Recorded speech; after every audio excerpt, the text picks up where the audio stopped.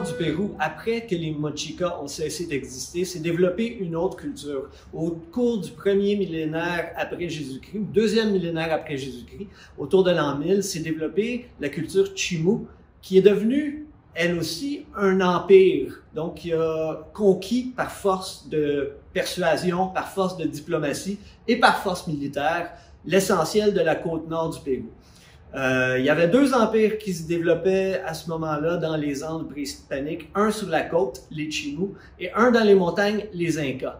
Et n'eût été de diplomatie, de stratégie militaire particulièrement efficace de la part des Incas, la fin de la préhistoire andine aurait pu être très différente, alors que les Chimú constituaient leurs principaux adversaires militaires et politiques. Les Chimú étaient une population côtière très tournée vers la mer et très tournée vers le monde maritime.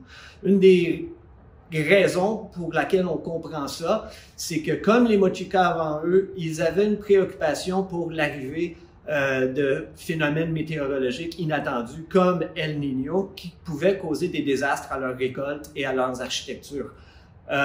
Et on sait que les signes avant-coureurs d'El Niño proviennent de la mer. Il y a un réchauffement de la surface des eaux, donc il y a un remplacement de certaines espèces maritimes par d'autres espèces. Donc les Chimú étaient très attentifs à ce qui se passait dans l'océan pour pouvoir prédire une année, 2 années à l'avance, quelles seraient les conditions météorologiques qui allaient affecter ou non leur existence. Donc on est chez les Chimú.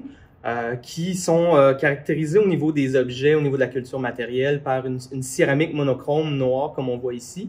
Et la symbolique de la mer est vraiment importante dans la production matérielle des Chimú.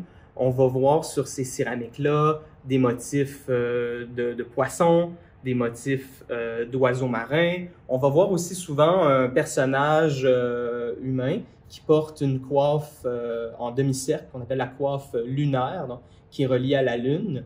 Et on voit aussi souvent des motifs de vagues, des motifs aussi de coquillages.